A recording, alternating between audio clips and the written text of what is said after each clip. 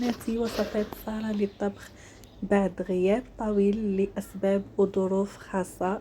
جيتكم بفيديو جديد ووصفة جديدة. وصفة صيفية بامتياز.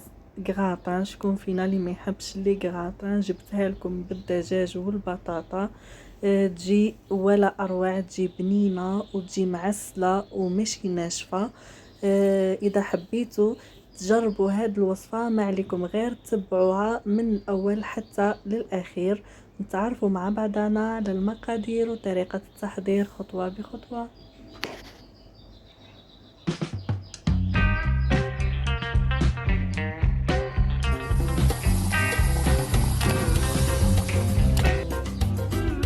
المقادير اللي نحتاجوها: هنا حبة بصل قطعتها، نص صدر تاع الدجاج، وهنايا عندنا شوية تاع البطاطا قصيتها، والتوابل: كركم، توابل الدجاج، فلفل اسود والملح. هنا جبت كوكوط حطيت فيها شوية تاع الزبدة وشوية زيت، وحطيت البصل والدجاج وبديت نقلي فيهم نخليهم يتقلاو مليح.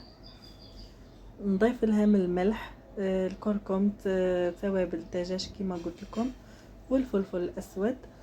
هادو هما التوابل اللي نحتاجوهم، ولازم نقليو مليح مليح الدجاج والبصل تاعنا، على خاطر دايما نقولكم السر تاع البنه هو انك تقلي مليح. كما راكم تلاحظوا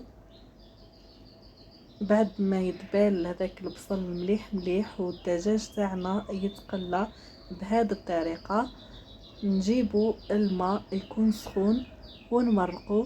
هنا ما نحتاجوش الماء بزاف، يعني نحتاجو غير شويه تاع لاصوص. نقفلوا الكوكوط، نخليو هذاك الدجاج يطيب حوالي 20 دقيقه ونحلو عليها. من جهه خلاف نملحوا البطاطا اللي فخيت ونقليوها ونخليوها على جنب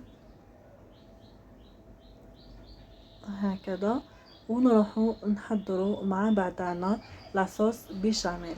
هنا في كسرونه درت 2 ملاعق كبار تاع الزبده، نخليوها حتى تذوب تماما.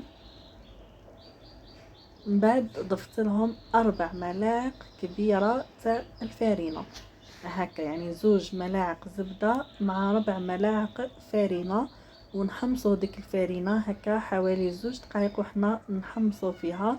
من بعد نضيفوا الحليب تدريجيا، نضيفوا كميه من الحليب ونبداو نحركوا دون توقف حتى هذيك الفارينه تتحل معنا هكا جيدا وما تبقاش حبيبات. ومن بعد نزيدوا نضيفوا كميه من الحليب كما راكم تلاحظوا، ونبقاو نحركوا وما نحبسوش دون توقف. ومن بعد حتى نتحصلوا على بيشاميل تكون هكا في القوام، نضيفوا لها الملح والفلفل الاسود. من بعد نجيبوا لي فخيت اللي قليناهم، نجيبوا المول تاعنا اللي يدخل للفرن ونوزعوا هذاك الفريت. لهنا الدجاج اللي طاب فتتناه كما راكم تلاحظوا ونضيفوه كطبقه ثانيه هكذا، يعني المقطع راهو تحذف ليه هنا هذيك لا بيشاميل. صفيت شويه تاع لاصوص اللي طيبنا فيها الدجاج وزدتها للبيشاميل هذيك وخلطت، ومن بعد نضيفوها هنا. شوفوا هذه هي سر البنه، وهذه هي الحاجه الجديده في الكراطه تاعنا تاع اليوم. تعطيكم كراطه سارده معسله بنينه، ما عليكم غير تجربوها بهذه الطريقه وراح تكتشفوا البنه تاعها. هنا نضيفوا جبن تاع القطع، ضفت كميه هكذا، ونزيدوا الجبن مبشور وندخلوا الكراطه تاعنا للفرن. نشعلوا عليها من تحت تنشف شويه، ومن بعد نشعلوا لها من فوق تاخذ اللون الذهبي وتكون جاهزه معنا. هذه هي الوصفه سهله خفيفه ظريفه وبنينه، راح يحبوها كامل العائله. اذا عجبتكم الوصفه ما عليكم غير تخليوا لي جيم، اشتراك، تفعيل الجرس ليصلكم كل جديد في قناتي. نلتقي في فيديو اخر ووصفه اخرى، مع السلامه.